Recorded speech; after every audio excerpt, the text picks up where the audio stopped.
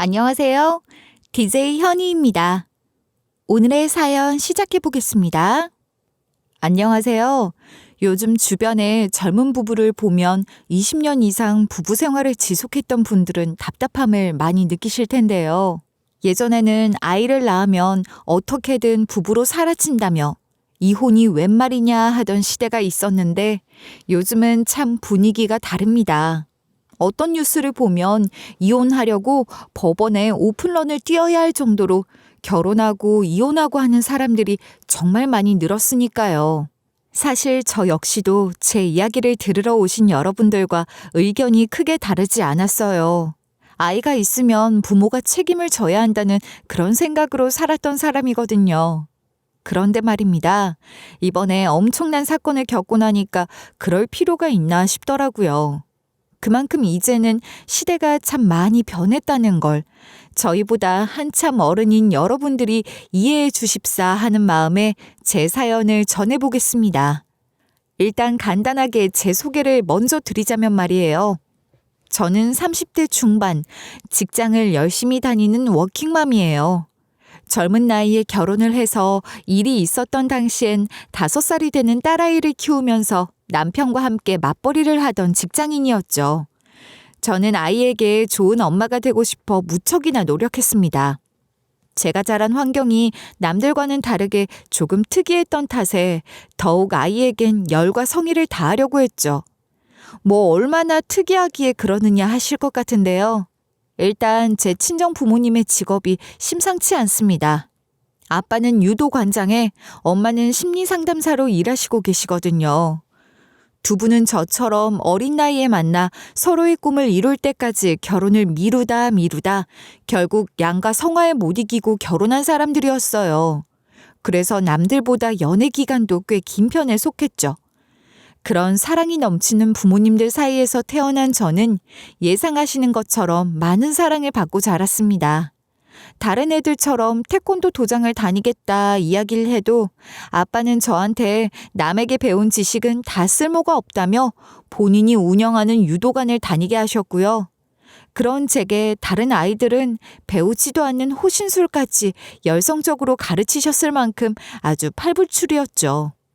나름 이런 아빠의 집착과도 같은 사랑은 이유가 있었습니다. 저희 부모님은 오랜 시간 만나온 것과는 다르게 아이 계획은 진작부터 하고 계셨다고 하더라고요. 그런데 이상하게 아이가 들어서질 않아서 참 애를 먹었다고 해요. 그렇게 아이가 없으면 결혼은 안 된다고 반대하던 제 조부모의 반발에 이렇게 헤어져야 하나 싶던 그때 축복처럼 제가 찾아온 거라고. 제가 참 복덩이와도 같다고 매번 금이야 오기야 절 아껴주셨죠. 당연히 엄마 역시 아빠와 별반 다르지 않는 사람이었어요. 아빠보다 더했으면 더했지 덜한 사랑을 줬다 생각하진 않거든요. 다만 아빠와는 조금 표현하는 방법이 달랐어요. 왜 저희 엄마가 심리 상담사라고 말했잖아요. 그래서 늘 저에게 경고와도 같은 이야기들을 많이 해주셨습니다. 예를 들면 사람이 많을 때는 말을 아껴야 한다든지 말을 해야 하는 순간에는 한 번이라도 다른 사람들을 생각하는 습관을 가져야 한다든지 하는 것들을 말이죠. 그러면서 엄마는 본인이 알고 있는 사람 심리 분석하는 방법이라든지 사람들의 행동을 보고 사람의 심리를 파악하는 방법이라든지 어린애에게 늘어나도 모를 법한 이야기들을 아주 어릴 때부터 주구장창 하곤 했어요. 물론 당시에는 그런 엄마의 말을 대부분 이해하진 못했죠. 이런 범상치 않은 부모님 밑에서 커온 유년기 덕분인지 학교 다닐 때도 많은 도움을 받았습니다. 어릴 때부터 운동을 해서 그런지 제 몸은 다른 또래에 비해서 제법 큰 편에 속해서 남자들도 절 함부로 하지 못했고요. 중학교 때는 심지어 여자 학생들에게 인기가 많아서 부모님이 속으로 끙끙 앓았던 적도 있습니다. 지금이야 우스갯소리로 지나가는 말처럼 하지만 그때 부모님은 제가 정말로 성 정체성에 문제를 겪으면 어쩌나 싶어서 조마조마했대요. 요즘 같은 시대야 다들 이해하고 넘어간다지만 예전엔 그렇지 않았으니까요. 아무튼 그러다가 고등학교를 다니던 어느 날이었습니다. 하루는 수학 여행비를 걷던 반장이 돈이 사라졌다고 어떡하냐 발을 동동 구르고 있는 거예요. 그러면서 한 명 한 명을 붙잡고 점심시간에 뭘 했냐고, 자기 자리에 무슨 사람이 왔다 갔거나 그런 일은 없었냐면서 눈물까지 그렁그렁 매달고 말이죠. 당시 반 분위기는 정말 서로를 의심하기 바빴어요. 물론 전 범인이 아니었으니 속으로 귀찮다 생각하면서 있었는데 주변을 쓱 돌아보다 어떤 한 친구가 계속 눈에 밟히는 겁니다. 왠지 모르게 조마조마한 눈으로 손톱을 물어뜯는 아이를 보고는 처음엔 무슨 일이라도 있었나 싶은 생각을 했죠. 그러다가 반장이 울면서 어떡하냐고 대성통곡을 하기 시작하자 안색이 굳는 걸 보고는 알게 된 거예요. 그 친구가 범인이라는 사실을 말이에요. 아마 이런 게 다 어릴 때부터 엄마가 가르쳐준 지식 때문에 늘어난 눈칫밥이 아닐까 싶습니다. 하여튼 그래서 나중엔 그 친구를 조용히 불러 따로 잘 설득을 해서 돈을 돌려놓긴 했지만 이런 식의 문제가 생길 때마다 저는 눈치 빠르게 문제를 해결하게 되더라고요. 그리고 깨닫게 되었죠. 저는 생각보다 거짓말하는 사람들 잘 알아보는구나. 촉이 정말 좋은 사람이구나 하고 말이에요. 하지만 이런 촉을 가졌음에도 알지 못하는 것들은 참 많았어요. 그 중에 하나가 바로 제 남편을 만났을 때였죠. 만약 제가 남편을 만나서 결혼하려고 하기 전에 이 촉이 곤두섰다면 아마도 지금 제가 겪은 일들을 겪지 않아도 됐을 텐데 하는 그런 생각을 가끔 했거든요. 아무튼 이건 나중에 다시 자세하게 이야기하기로 하고요. 참 사람이 그렇더라고요. 콩깍지가 씌면 정말 아무것도 눈에 보이지 않는다고. 딱 이 말이 맞는 말이더라고요. 왜냐하면 전 남편과의 연애를 그렇게 길게 했는데도 결혼하기 전까지는 남편이 이런 사람이라 생각도 못했거든요. 남편은 저보다 4년 위에 선배였는데 당시 연애를 갓 시작했을 때는 정말 자상하고 좋은 사람이라는 생각을 했습니다. 어떻게든 열심히 수업에 임하려는 모습도 그렇고 마지막에 졸업을 할 때도 남편에게 축하 인사를 건네는 후배들이 굉장히 많았거든요. 그렇게 졸업 이후에도 저희의 인연은 이어졌고 긴 인연인 만큼 남자친구였던 남편의 시댁 식구들과도 나쁘지 않은 관계로 지냈습니다. 그리고 제 콩깍지를 제대로 씌운 그 일이 일어났던 거죠. 그날은 추운 겨울이었어요. 남편과 약속을 잡았는데 회사가 바빠서 그만 늦잠을 자버린 거예요. 서둘러 준비를 한다 하더라도 나가면 1시간 정도 늦을 시간이었죠. 그래서 얼른 남편에게 전화해 너무 많이 기다리게 할 것 같으니 오늘은 약속 취소하자고 미안하다고 사과를 했습니다. 그런데 남편은 그런 제 말에 오히려 괜찮다면서 주변에서 기다리면 되니까 천천히 나오라고 핀잔보다는 안절부절 못하는 절 달래주더라고요. 그것 때문에 결국 결혼까지 생각하게 됐죠. 이때가 고작 제 나이 27살 되던 해였어요. 하지만 결혼 후 3개월의 신혼이 끝나고 보니 남편은 참 이중적인 사람이었습니다. 그나물의 그 밥이라고 시댁 역시 3대 독자였던 남편을 아주 우쭈쭈 해주는 전형적인 우리 아들 최고 마인드를 가진 사람들이더라고요. 그리고 나중에 친하지는 않지만 나름 대화는 하고 지내던 친구가 비밀을 털어놓듯 말하는 말에 또 한 번 속은 느낌이었어요. 남편이 겉으로는 다정한 척, 착한 척을 하고 다니는 사람이지만 뒤로는 거짓말은 둘째치고 필요하다면 사람을 속여서라도 제 이득을 챙기려 하는 사람이라는 겁니다.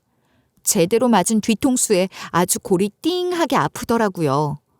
거기다 결혼하고 난 뒤에 만난 남편의 친구들도 제 생각과는 정말 반대인 사람들이 많더라고요.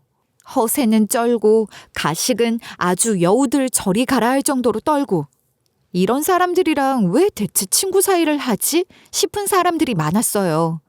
그중에서도 절 제일 화나게 했던 사람은 바로 남편의 베프라는 사람이었습니다.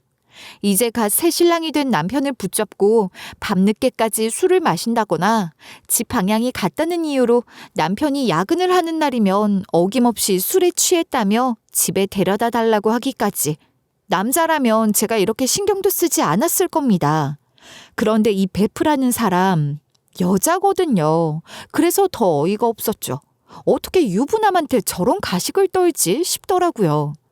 당연히 처음에는 가정도 있는 사람이다, 자식도 있는 사람한테 자중을 해달라 부탁도 했지만 오히려 그런 절 보고는 이런 말을 하는 게 아니겠어요? 현준이는 이렇게 간섭하는 거 안 좋아할 텐데 괜찮겠어요? 나한테 이런 말 해도? 뭐라고요? 이봐요. 당신이 말하는 그 현준이는 내 남편 되는 사람이에요. 제가 왜 남편 일에 나서지도 못하죠? 그냥 오래 사귀었다는 것 치곤 현준이를 잘 모르는 것 같길래 조언 좀 해주려고요. 아무래도 당신보다는 중학교 때부터 친구였던 내가 더 잘 알지 않겠어요? 당장에 머리를 쥐어뜯고 싶었지만 이때는 참을 수밖에 없었어요. 왜냐고요? 이 여자가 시댁에도 오갈 정도로 남편의 친한 친구였거든요. 이제 막 결혼했고 이미 제 뱃속에는 아이도 있는 마당에 나쁜 소리 듣기보다 그냥 이번에 내가 참고 넘기자 싶었던 거죠. 맞아요. 제가 왜 이혼을 안 하고 버티냐 하면서 분통을 토하시는 분들이 있었을 텐데 제 뱃속에는 이미 아이가 있었기 때문이었어요. 이때가 벌써 5개월이 넘어 임신 6개월이 다 되어갈 무렵이었죠. 물론 평소에 남편과 밤을 보낼 때면 항상 조심에 조심을 기했습니다. 그런데 다들 아시다시피 어떤 방법이건 100%라는 게 없더라고요. 저와 남편 역시 놀랐죠. 아무리 결혼을 준비하고 있던 와중이지만 갑작스럽게 아이가 찾아왔던 건 사실 계획에는 없던 일이었으니까요. 그래도 저희 부부는 이 아이를 축복으로 생각했습니다. 그땐 남편도 이중적인 모습을 보이기 전이었기에 제 앞에선 마냥 기쁜 모습, 행복한 모습만 보여줬거든요. 하지만 이때 알아봤어야 했어요. 이 남자는 속과 겉이 다르다는 걸 말이에요. 결혼 직후 당연하게도 저는 신혼여행은 꿈도 꾸지 못했습니다. 입덧은 심하지, 움직이면 속이 더부룩하지, 거기에다 남편이란 사람은 절 챙겨주는 듯 싶다가도 어느 날은 야근이 있다면서 밖으로 겉돌지. 그래서 처음에는 이런 남편의 모습에 시모에게 투정도 많이 부렸어요. 시모 역시 처음에는 들어주는 척 하다가 나중에 만삭이었을 때는 아주 대놓고 투덜거리는 거예요. 넌 어떻게 매사에 그렇게 불만이 많아? 임신이 뭐 유세니? 요즘은 세상 좋아져서 그리 힘들지도 않은 걸 가지고 왜 자꾸 우리 현준이 걸고 넘어져? 아니 어머님, 걸고 넘어지는 게 아니라 사실이 그렇다는 거죠. 에휴, 얘 남자가 큰일을 하려면 밖에서 사람들도 만나고 그러는 거다. 거기다 현준이는 너보다 4살이 많아. 회사도 너보다 먼저 들어갔고 게다가 육아휴직이다 하면서 일하자마자 쉬는 너보다 사회생활 하느라 얼마나 스트레스가 많겠어. 그것 하나 이해를 못 해주니? 만삭에다 임신 때문에 기분도 오락가락. 그대로 친정으로 달려가 부모님을 붙잡고 어리광이라도 부리고 싶었습니다. 그러나 전 그러지 못했어요. 젊은 시절 운동을 했던 친정아빠는 성격이 불같아서 제가 이런 대접을 받는다 하면 뱃속에 애고 뭐고 당장에 이혼하라 소리칠 테고요. 심리상담사인 엄마 역시도 이런 사람들인지 꿈에도 몰랐다고 당장 집으로 들어오라 말했을 게 분명했을 테니까요. 그러다 가끔 기분 전환으로 만난 친구들도 시집살이가 원래 그런 거 아닌가 하는 식으로 말을 했죠. 아무래도 제 나이에 결혼한 친구들은 없을 뿐더러 친구들 역시 결혼 생활에 대해서는 잘 아는 사람이 없었으니까요. 저처럼 고작 부모님의 시집살이 정도 지켜본 게 다였죠. 그래서 전 속으로 화를 꾹 삼킬 수밖에 없었어요. 그래도 3대 독자 자식 하나 낳으면 나아지겠지 싶어서 참았던 것도 있고요. 하지만 전 정말 몰랐습니다. 남편이 그리 자기 자식에게 관심도 없을 줄은 말이에요. 당신 왜 요즘에 집에 늦게 들어오는데? 어제는 당신이 지연이 봐주기로 했잖아. 왜 또? 왜 큰 소린데 왜? 당신은 매번 잔소리야. 내가 뭐 밖에서 놀다 오나? 야근하고 사회생활 때문에 또 연장 근무 같은 약속도 잡고 이해 좀 해줘라. 당신만 사회생활 해봤어? 나도 사회생활 해본 사람이야. 오히려 난 당신이 이해가 안 간다. 애가 태어난 지 얼마 되지도 않았는데 무슨 동호회며 모임을 나가. 애를 봐야지. 아니, 당신이 집에 있잖아. 그런데 내가 왜 또 필요한데? 그거 정말 말이라고 해? 그렇게 밖으로 놔두고 싶으면 나한테 실내라도 주던가. 밖에서 나가서 대체 뭘 하는데? 남편은 정말 머리에 자기 생각밖에 없는 사람이었어요. 어떻게든 자기 몸 피곤한 일은 싫어서 회사 야근이다, 회사에서 출장을 간다 하는 변명들로 집에 들어오지 않는 날이 훨씬 많았죠. 거기다가 주말이면 무슨 동호회다, 모임이 있다 하면서 나가는데 육아에 지친 제게 큰 소리가 나오지 않으면 그게 이상한 일이었죠. 그리고 제가 이렇게 더 큰 소리를 냈던 것은 말이에요. 바로 남편이 뭘 그렇게 숨기고 싶은지 핸드폰을 항상 감추려고 하는 태도 때문이었어요. 결혼 전에도 남편의 핸드폰이 울리면 누구냐 물었지만 항상 제대로 대답을 해준 적이 없었거든요. 참 비밀이 많은 사람이었죠. 처음에는 이런 남편의 행동을 그렇게까지 신경 써본 적이 없었어요. 결혼하기 직전까지 해도 말이에요. 사실 사람이 직장 생활을 하고 사회에서 여러 사람을 만나다 보면 이런저런 대화도 주고받을 수도 있고, 하물며 남편은 저보다 4살 연상이라 취업도 저보다 먼저 한 사람이었으니 처음엔 제게 먼저 양해를 구하곤 했거든요. 하지만 결혼 후에 아이까지 태어난 마당에도 이런 짓거리를 계속하니까 의심스럽더라고요. 그래서 하루는 대놓고 남편에게 요구한 적도 있어요. 육아 스트레스도 있고 남편이 자꾸만 제 눈에 거슬리는 행동을 하니 밖에 나가서 뭘 하는지 나도 알 권리가 있다고 말이죠. 그렇게 남편의 핸드폰을 뺐다시피 가져갔지만 결국 제가 원하는 결과는 얻을 수 없었습니다. 어찌나 은밀하게 숨기고 싶은지 핸드폰에 비밀번호까지 걸어놨더라고요. 풀어달라고 큰 소리도 내봤지만 남편은 사생활도 지키고 싶은 게 있다면서 오히려 큰 소리로 나와서 그날은 그렇게 아이가 깰까 싶어 다음 기회를 엿봤습니다. 그러다 그 기회를 잡게 된 게 남편의 출장 날이었어요. 남편의 회사가 성수기도 아닌데 4일간 출장 근무를 가야 한다면서 며칠 전부터 짐을 싸기 시작하는 거예요. 절 도와주는 거 하나 없는 미운 남편이라지만 4일이나 집이 아닌 밖에서 지낸다는데 아내로서 가만히 내버려둘 수도 없고, 그래서 제가 대신 싸주려고 했죠. 그런데 됐다니까 그러네. 갑자기 왜 이래? 평소에는 내가 출장 간다 해도 관심도 없더니. 그때는 하루 이틀 다녀오는 거니까 그랬고, 당신 이번에는 4일이나 지방으로 출장 가야 한다면서? 그러니 이번 기회에 나도 아내 노릇 좀 하자. 평소에는 뭐하고 오늘 이러냐? 됐어. 그냥 놔두라니까. 필요한 거 내가 알아서 다 챙길 테니까 놔두라고. 그날따라 남편이 참 예민하더라고요. 그런 남편에게서 이상하다는 생각이 들었습니다. 원래 이렇게 귀찮은 일은 저한테 다 떠넘기려던 사람인데 그런 사람이 제 짐을 제 손으로 싼다고 화까지 내니까 말이에요. 그래서 남편이 출장 간다고 했던 하루 전, 저는 남편이 싸놓은 짐을 풀어서 살펴보기 시작했죠. 그런데 좀 이상한 게 있더라고요. 아무리 그래도 일 때문에 출장을 간다는 사람이 수영복을 따로 챙길 필요는 없는 거잖아요. 어디 놀러 가는 것도 아니고. 그런 수상한 마음에 저는 당장에 남편의 컴퓨터를 켜서 인터넷 창을 열어봤습니다. 그리고 최근 검색한 목록을 살펴봤죠.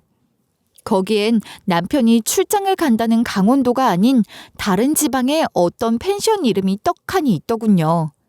그래서 이놈 딱 걸렸다 생각한 거죠. 그렇게 전 남편이 출장을 간다는 날 아침부터 분주했습니다.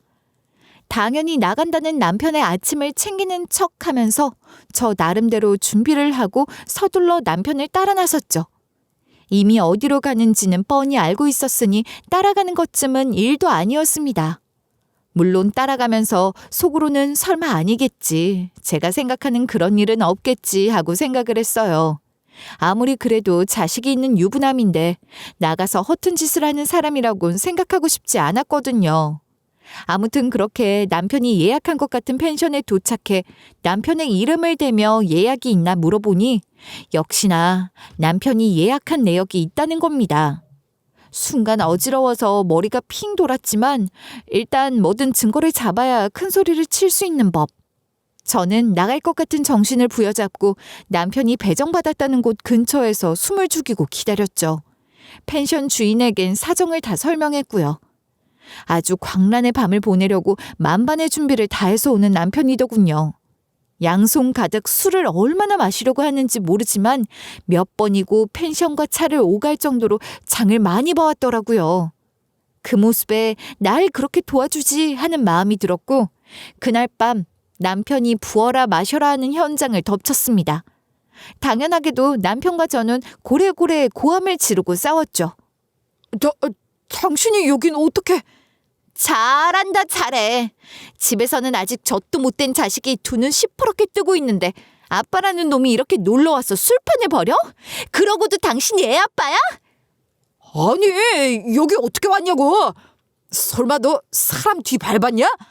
설마 당신 을부증이라도 있어? 아니, 왜 나한테 그렇게 집착을 못해 안달인 건데? 안달? 집착? 어디 지나가던 애 아빠 붙잡고 물어봐. 당신처럼 애가 아직도 제대로 기어다니지도 못하는데 이렇게 싸돌아다니면서 술판 버리고 다니는지. 당신 미쳤다고 할걸? 그렇게 남편은 친구들 앞에서 저한테 개쪽을 당했고요. 남편은 이 일로 시댁으로 도망을 가버리더라고요. 덕분에 시모에게 한 소리 들었죠. 넌 어떻게 된 게 애가 이렇게 독해? 4살 어려서 현준이 뒷바라지 잘해줄 거라 생각했더니 내가 잘못 봤네, 잘못 봤어. 아니 어머님, 신생아 놔두고 술 먹으러 다니는 남편이 정상인가요? 정상이 아니면 우리 현준이가 미치기라도 했다는 거냐? 사람이 그렇게 빡빡하게 살면 숨도 못 쉬고 사는 거다. 여자가 좀 참아야 가정이 편안해진다는 걸 정말 몰라서 이러니? 정말 숨을 못 쉬고 사는 건 바로 나라고 생각하는데 시모는 아주 제 자식 귀한 줄만 알아서 제 이야기는 귓등으로도 안 듣더라고요. 그래서 제가 이 집안에서 어떻게 뭐라 할 수 있겠습니까? 참고 넘기는 수밖에 없었죠. 이 사건 이후 저는 남편과 각방을 쓰기 시작했어요. 제 싸늘한 태도에 남편도 그제야 이대로는 안 된다 위기감을 느꼈는지 조금은 저와 화해를 하려고 제스처를 취하더라고요. 하지만 쉽게 남편에게 화를 풀어주긴 싫었죠. 지금까지 제가 당했던 일들이 있었으니까요. 그렇게 한 3년쯤 흘렀을 거예요. 남편과의 사이는 결혼 전과는 달리 약간 사무적인 관계가 되었지만 그렇다고 부부의 의무를 저버리거나 하진 않았죠. 어쨌든 금쪽 같은 딸도 있겠다. 딸에게 이혼 때문에 한부모 가정이란 환경을 줄 수는 없었으니까요. 그래서 참고 지내다가 제가 폭발하는 사건이 일어난 거예요. 그것도 딸의 5번째 생일에 말이에요. 그간 남편은 그래도 나름 아빠 노릇은 했습니다. 제가 남편 친구들 앞에서 한 말 때문인지 잘 모르겠지만 그날 이후 남편은 밖으로 나도는 일이 조금씩 줄었고요. 나름 집에서 신경을 쓰는 것 같더라고요. 딸과 외출을 같이 계획한다든지 딸이 좋아하는 선물을 가끔 불쑥불쑥 챙겨온다든지 말이죠. 그래서 딸의 5번째 생일 선물이라며 그날도 분명 딸이 좋아하는 인형을 사들고 오겠다 한 날이었어요. 자신의 생일을 기다리고 기다렸을 아이였습니다. 두 눈에 맺힌 기대감만 해도 당장이라도 케이크에 촛불을 붙이고 생일 축하 노래를 불러주고 싶었죠. 그렇게 한참을 기다린 건 다름 아닌 딸을 위한 선물을 들고 오겠다던 남편이었어요. 하지만 남편은 12시가 돼도 집에 올 생각을 하지 않았고 그 덕에 제 인내심은 뚝 끊겨버렸죠. 물론 9시가 지나 10시가 되도록 연락도 없는 남편에게 계속해서 전화를 걸었지만 남편은 제 전화를 받지 않았습니다. 그러더니 딸의 생일이 지난 새벽 2시가 되어서야 문자 하나를 넣어놨더군요. 회사에 급한 일이 생겼다고, 집에 못 들어올 것 같다고 말이에요. 뜬 눈으로 밤을 보낸 저였기에 당연히 그 문자를 확인한 순간 당장에 남편에게 전화를 걸었지만 남편은 그 뒤로 잠적을 타버렸습니다. 아예 연락은커녕 다시 전화하니 핸드폰이 꺼져 있다는 거예요. 그래서 바로 촉이 왔죠. 이 인간의 병이 또 도졌구나. 이놈 딸 생일이라는 이 중대한 날에 친구들이랑 술판을 벌이러 갔구나 하고 말이에요. 전 당장에 핸드폰을 들고 다른 곳으로 전화를 했습니다.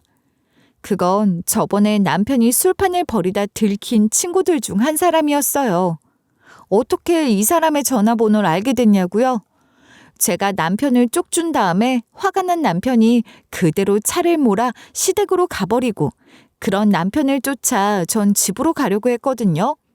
그런데 자기 핸드폰 번호라고 하나를 적어서 넘겨주는 사람이 있었어요.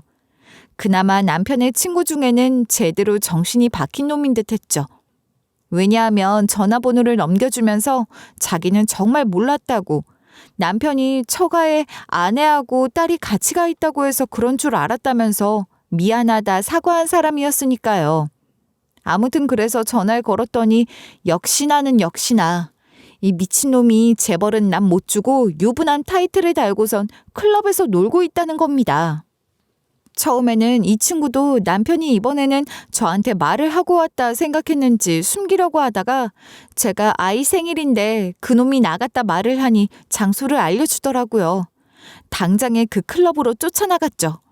그리고 도착해서 이리저리 살펴보다가 열심히 몸을 흔들고 있는 남편을 찾아 멱살을 잡고 흔들었습니다. 이 미친놈이 결국 애도 있는 유부남이면서 클럽까지 와? 당신이 지금 제정신이야?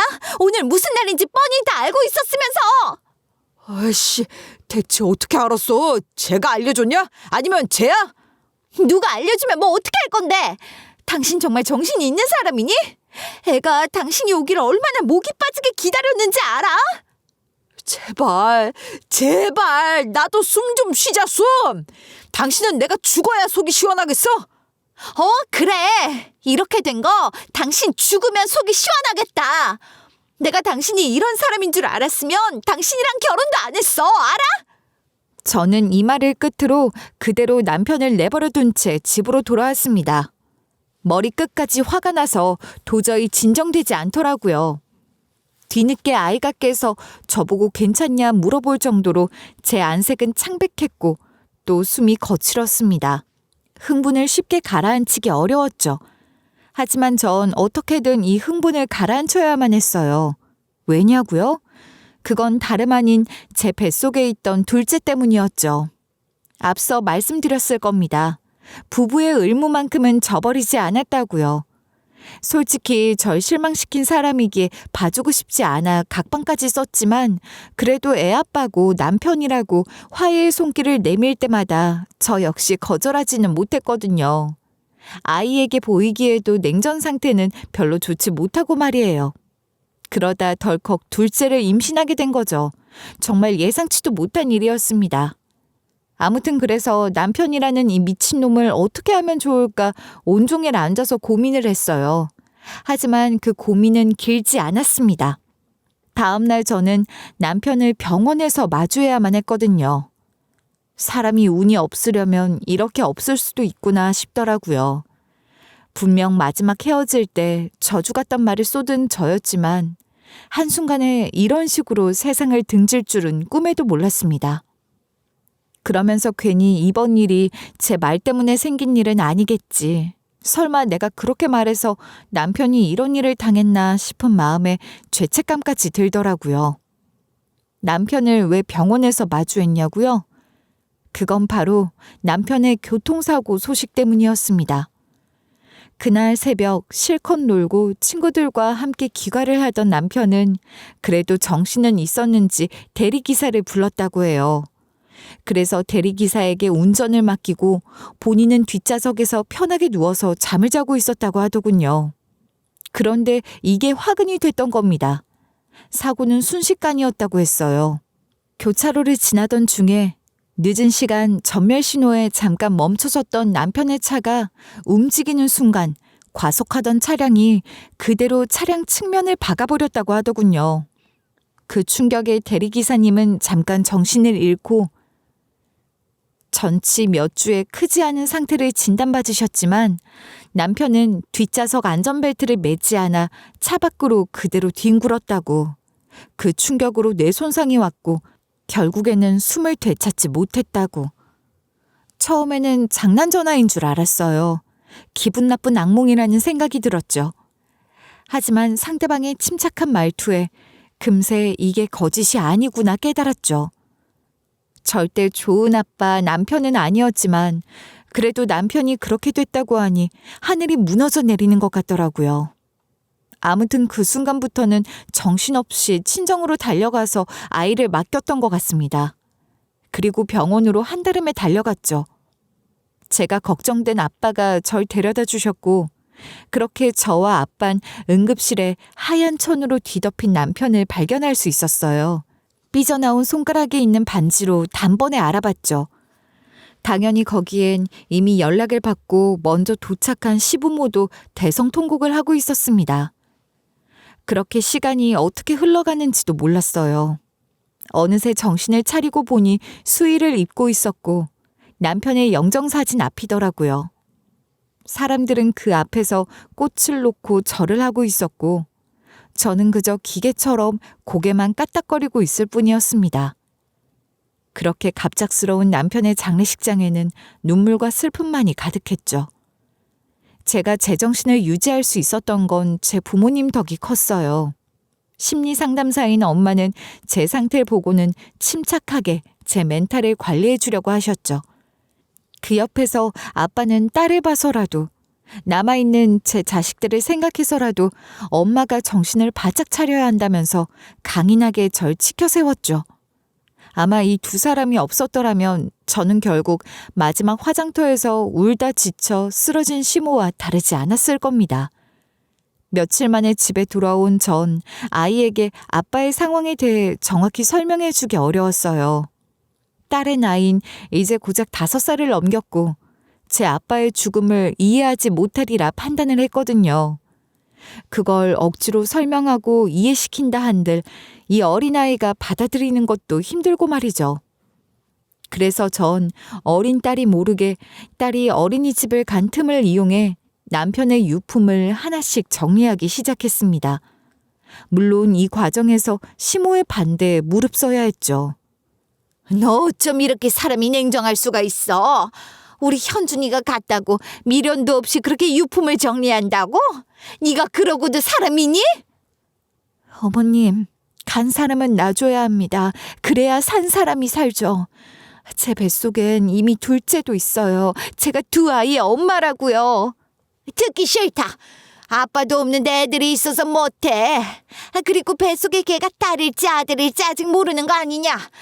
우리 현준이에서 지금 대가 지금 끊기게 생겼는데 진정하라고?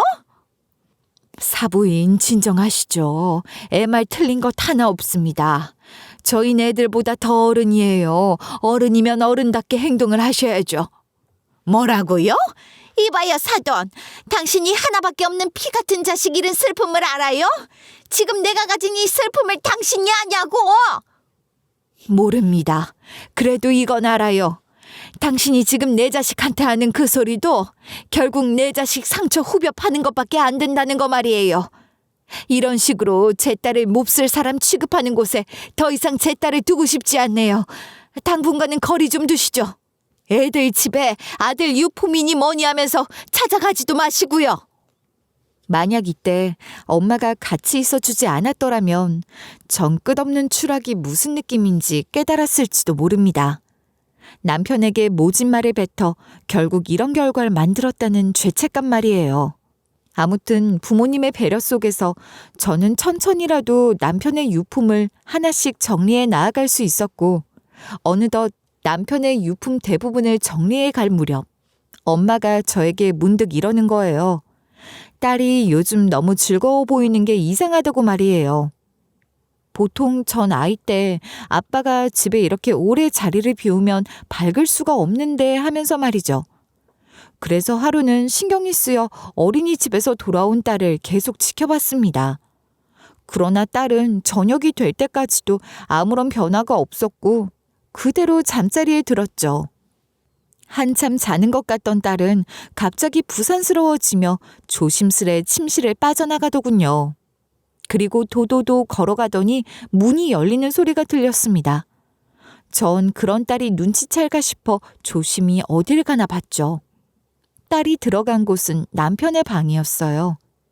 엄마 말대로 아이의 밝은 모습이 어딘가 상처를 받은 건 아닐까 걱정이 되기 시작했죠. 그래서 일단은 며칠 딸을 지켜봤습니다. 그런데 남편 방에 들어간 딸은 계속 그 방에서 뭔가 하는 것처럼 혼자 쑥덕쑥덕거리는 거예요. 마치 예전에 죽은 남편이랑 노는 것처럼 장난감 소리도 들리고 말이죠. 이건 무슨 문제가 있다 싶은 마음에 전 바로 친정에 도움을 요청했고, 친정엄마는 제 이야기를 듣더니 차라리 딸과 천천히 이야기를 해보라는 거예요. 그래서 그날 저녁 엄마 조언대로 딸에게 물었죠. 지연아, 아빠 안 보고 싶어?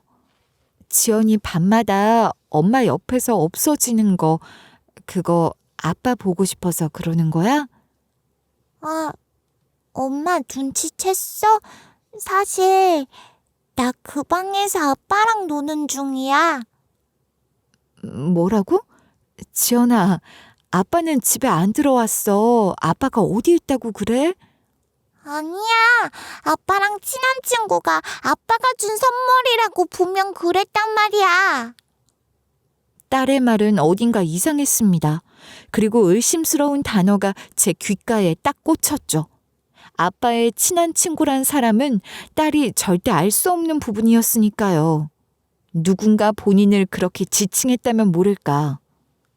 그렇지 않다면 딸이 어딘가 잘못되었단 소리가 되는데, 이런 걱정되는 마음에 딸과 대화를 한 날 밤에 딸이 도대체 그 방에서 뭘 하는지 제대로 지켜봐야겠다는 생각이 들었죠. 어김없이 딸은 제 예상을 벗어나지 않고 그날 밤 역시 남편의 방의 문을 두드렸습니다. 그러고는 조용히 들어가더니 그대로 바닥에 눕는 게 아니겠어요? 그러면서 침대 밑에 뭐가 있기라도 한 듯이 그쪽을 보고 방긋 웃는 겁니다. 그 모습에 순간 소름이 끼쳐 당장에 문을 벌컥 열고 딸을 불렀죠. 딸, 오늘도 아빠 방에 왔어? 매일 밤마다 여기서 대체 뭐 하는 거야? 엄마도 같이 하자. 엄마 깼어? 그럼 엄마도 아빠 보물찾기 하려고? 보물찾기? 아빠 방에 무슨 보물이 있다고 그래? 아니야. 저기 매일같이 숨바꼭질 해주던 이모가 오늘은 보물찾기 한다고 그랬단 말이야. 딸의 말에 섬뜩한 기분이 든 건 순식간이었습니다. 그래서 얼른 침대로 다가가려는 딸을 붙잡고 일단 침대에서 물러서게 만들었죠. 그리고 긴장되는 마음에 침을 꿀꺽 삼키고는 침대 밑을 확인하려고 하는데, 그 순간 침대 밑에서 뭔가가 꿈틀거리면서 나오는 겁니다. 이땐 정말 놀라서 기절할 뻔했어요. 물론 이 기어나오던 물체가 예전부터 남편의 베프라며 제게 일침을 놓던 그 여자라는 걸 알기 전까진 말이에요. 당신이 왜 여기 있어? 당신이 어디에 있는지 알아? 아니, 그게 여기 있으면 현준이랑 있는 것 같아서. 이거 주거 침입이야. 당장 경찰 부르겠어. 안 불러도 돼. 내가 경찰한테 현준이 좀 찾아달라 그랬는데 경찰도 못 찾는다고 하더라. 그래서 현준이는 어디 있는데? 제게 가까이 다가와서 얼굴까지 들이미는 턱에 너무나 놀라서 숨이 멎어버릴 듯했죠. 제 앞의 여자는 예전처럼 예쁜 화장도 없이 머리는 얼마나 안 감은 상태인지 상당히 떡진 상태로 가까이서는 악취까지 날 지경이더군요. 그리고 눈에 초점이 제대로 있지 않은 모습에 혹여나 아이에게 해를 끼칠까 얼른 아이를 안아들고 남편 방을 나서려다 그만 그대로 넘어지면서 잠시 기절하고 말았습니다. 순식간에 일어난 일이라 정신을 차렸을 때는 아이가 잔뜩 겁에 질린 표정을 하고 있었고, 저는 순간적으로 방금 있었던 일을 떠올리며 얼른 경찰에 신고를 했습니다. 제가 경찰에 신고를 할 때도 그 여자는 단단히 미쳤는지 정신을 놨는지 모르겠지만 멍하니 그저 바라만 보고 있더라고요. 너무 소름 끼치는 행동에 아이를 지키며 방에서 나오지 말라 위협을 했고, 그 사이 신고를 받은 경찰은 단 5분 만에 저희 집을 방문했죠. 경찰의 손에 이끌려 나가던 여자는 고래고래 고함을 질렀습니다. 나는 죄가 없다고. 현준이가 이 집 드나들어도 된다고 번호도 알려준 거라고. 경찰 선생님, 저 여자 단단히 미쳐도 아주 미친 여자입니다. 여기가 저희 집인데 무슨 번호를 알려줘. 죽은 남편이 어떻게 번호를 알려주냐고요. 넌 그런 것도 몰라? 당연히 나랑 현준이 사이에 껌딱지처럼 달라붙은 년이. 우리 사이에 끼어든 년은 너라고. 네가 저기 저 꼬마만 안 낳았어도 현준이 나랑 결혼했어. 여기 있을 자격 없는 년은 바로 너라고. 선생님들 뭐 하세요? 이 미친 여자 잡아가지 않고요. 진짜 웃긴 여자 아니야? 남편과 가장 가까웠다는 이 미친 여자는 완전히 정신이 나가버린 건지 아예 상황을 판단조차 못하는 것 같았습니다. 그러면서도 가끔씩은 날카로운 눈빛을 하면서 제정신인 것 같은 사람처럼 말을 했는데 너무나 무서워서 일단은 경찰서로 데려가서 조사를 해달라 부탁을 했죠. 전 아이들의 엄마였으니 당장은 아이들의 안위부터 걱정해야 했으니까요. 그렇게 한 사람이 미친 여자를 데려갔고 남은 경찰은 제게 어떻게 된 일인지 물었습니다. 저 미친 여자가 저희 죽은 남편 방 침대 밑에 있었어요. 아이한테 들어보니까 이게 처음이 아닌 것 같더라고요. 정말로 저 사람과는 아무 관계가 없는 건 맞습니까? 본인의 말론 여기 현관 비밀번호도 아는 사이 같던데. 남편과 친한 친구 사이였긴 했습니다. 하지만 저 사람은 정말 남편과 그 이상 그 이하의 관계도 아니에요. 그리고 이 집은 엄연한 제 집이 맞습니다. 원하시면 부동산 계약서라도 들고 올까요? 예, 그럼 일단 계약서는 한번 확인하고 가겠습니다. 네, 여기 있습니다. 경찰 선생님, 저 여자가 왜 여기 있는지 철저하게 조사해 주세요. 어린 제 딸한테 자칫 잘못했으면 해코지까지 할 수 있었던 부분이니까요. 그렇게 돌아간 경찰은 그 다음 날이 돼서야 경찰서로 부르더군요. 그리고 전 경찰한테 들은 얘기 때문에 뱃속에 애가 떨어질 뻔했죠. 경찰이 조사한 내용은 이랬어요. 남편이 살아생전에 이 미친 여자랑 저희 집을 아주 밥 먹듯이 들락날락 했었다고. 그래서 정말로 서로 비밀번호도 다 알고 있는 상태였다고 말이에요. 그러면서 그 여자가 증거라고 내밀었다는 핸드폰 통 내용까지 저에게 보여주는 겁니다. 해당 통 내용이 정말 더럽기도 하고 어이가 없어서 짧게 정리해서 말씀드리자면 남편과 그 미친 여자가 바람을 핀 내용들이었습니다. 심지어 제가 기억나는 한에 있어서 남편이 출장이라며 집을 비웠던 날에는 어김없이 이 여자와 톡으로 만남을 이야기하고 있었더군요. 거기에 더 역겨운 것은 성적인 부분을 언급한 것들도 있었다는 겁니다. 전부 확인한 순간 이 미친 연놈들이 날 가지고 놀았구나. 내가 그동안 당하고 살았구나 싶어서 머리가 핑 돌더군요. 임산부였던 제 건강이 염려된 경찰은 잠시 숨을 고르라며 저에게 천천히 다음 내용까지 알려주기 시작했는데 저는 그걸 듣고 머리를 부여잡을 수밖에 없었습니다. 왜냐고요? 이 미친놈이 내연녀였던 자기 베프에게 5천이나 되는 돈까지 빌려줬더라고요. 그것도 저 모르게 모은 돈처럼 보이는 걸로 말이죠. 그래서 저도 모르게 의자에 앉아 멍하니 있는 여자의 멱살을 쥐고 흔들었죠.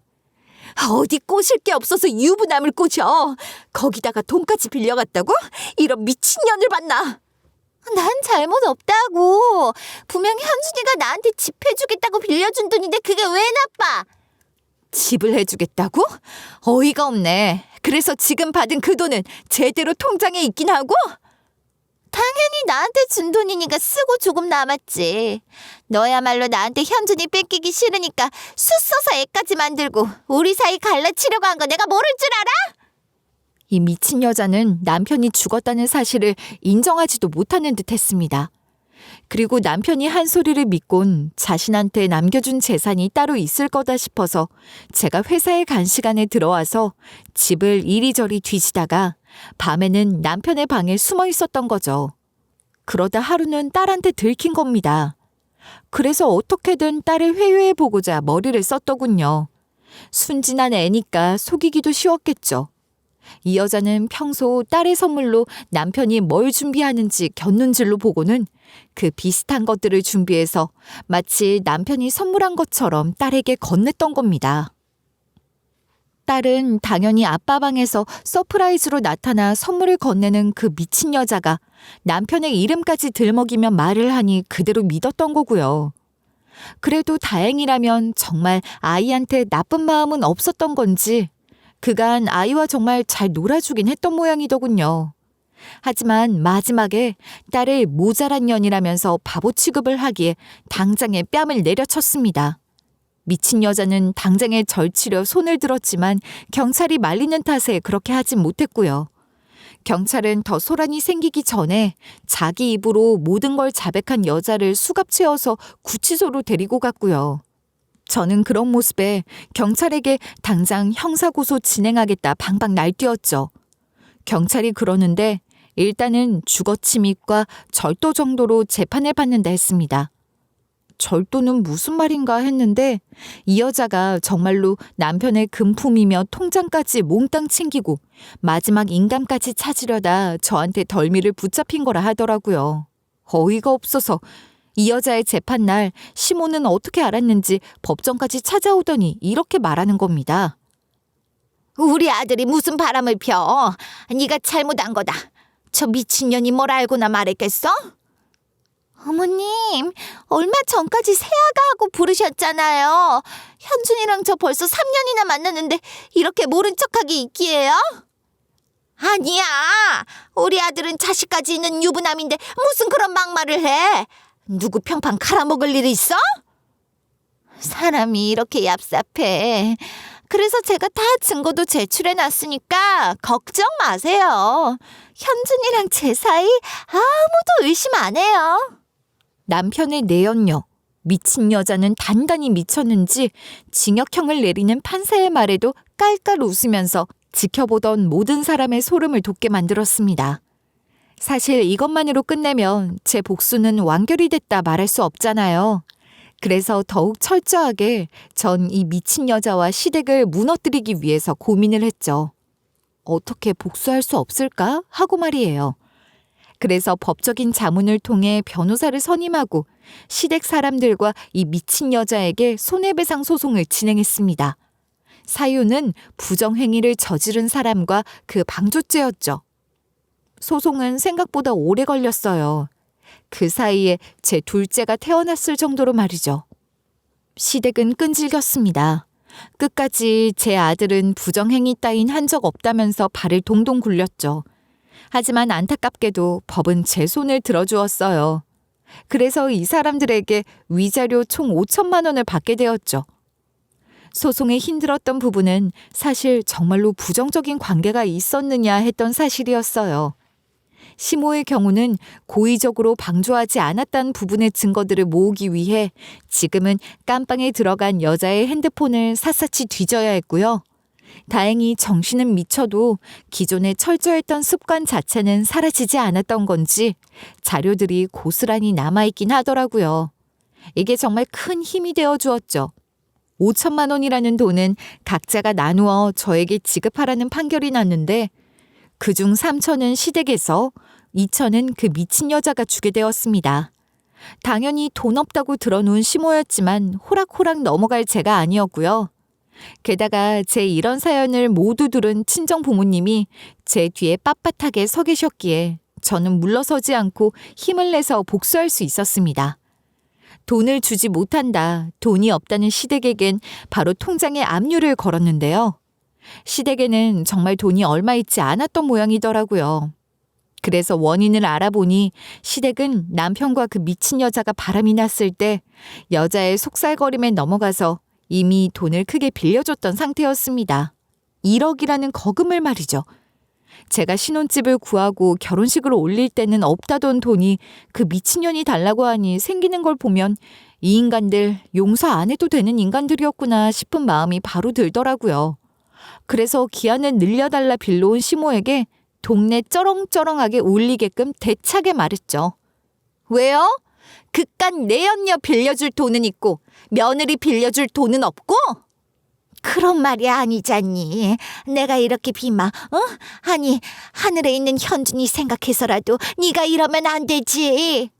제가 열려예요? 무슨 바람나서 죽은 인간을 제 앞에서 들이밀어. 그리고 당신 아들이 사고친 걸 왜 내가 참아줘야 하는데? 넌 저 어린 것들이 아빠도 없이 한 몸으로 커야 하는데 안타깝지도 않아? 아무튼 친가는 있어야 할 것 아니야. 이러다 우리 정말 죽는다. 응? 며느라가. 그 며느리 소리 집어치우시고요. 남편이 남긴 재산이라곤 빚밖에 없는 것 같으니까 그건 당신네들이 알아서 진행하세요. 그 똥 제가 치우긴 싫으니까. 정당한 요구이자 사실이었죠. 다른 여자와 눈 맞은 남자가 만든 똥을 제가 왜 치웁니까? 아무리 애들 아빠라고 해도 말이에요. 그렇게 사건이 다 마무리되나 싶고 평화롭게 두 아이와 잘 지내고 있던 저희 앞에 그 미친 여자가 나타나기 전까지는 말이에요. 저도 현준이 너무 좋아해서 그랬어요. 당시엔 제가 미쳤었나 봐요. 그래도 현준이 사랑하는 마음은 진짜입니다. 지금에서야 나한테 말해서 뭐하라고요? 그러니까 저희 현준이 자식 한 명씩 나눠서 키우지 않을래요? 그럼 공평하잖아요. 단단히 미친 여자였죠. 저는 더 들을 것도 없이 당장에 경찰을 불렀고 경찰은 이제 답이 없다 싶었는지 그 여자를 정신병원으로 보내자 말을 하더군요. 당연히 그 여자 집안 사람들은 이미 그 여자의 행동들에 학을 뗀 지 오래라 흔쾌히 수락했고요. 당시 5살이었던 큰딸은 이제 나름 이런저런 자기 의사를 표현하는 나이가 되었는데요. 아직 어린 막내딸과 함께 저는 어쨌든 새 출발을 하기 위해 가끔이지만 남편의 납골당을 찾곤 했습니다. 제겐 바람핀 못난 놈이라도 애들한테는 둘도 없는 아빠였으니까요. 전 아직 애들이 클 때까지는 사실을 숨길 생각이거든요. 하지만 이제 그것도 올해로 마지막으로 하려고요. 얼마 전에 혼자서 남편 납골당을 다녀왔을 때 이미 속에 있는 말을 다 전하고 왔거든요. 네 놈이 만들어 놓은 이 개판 내가 다 정리했으니 이제 꿈에서라도 보지 말자고. 앞으로 영원히 말이에요. 사람 사는 게 참 쉽지가 않은 것 같아요. 나름 열심히 살겠다 노력했는데 결국엔 이런 결말이었으니까 말이에요. 그래서 제 이야기 들어주신 여러분에게 전하고 싶은 말은 젊은 사람들을 너무 나무라지 말아달라는 거예요. 다들 저마다의 사정이 있으니까요. 그저 귀를 열어 그들의 사정을 한 번씩 들어주기만 해도 많은 도움이 될 것이라 저는 생각합니다. 제 마지막 의견까지 들어주신 분들에게 모두 감사의 인사를 전하고요. 앞으로 열심히 살아가는 대한민국 엄마가 되도록 노력하겠습니다. 감사합니다.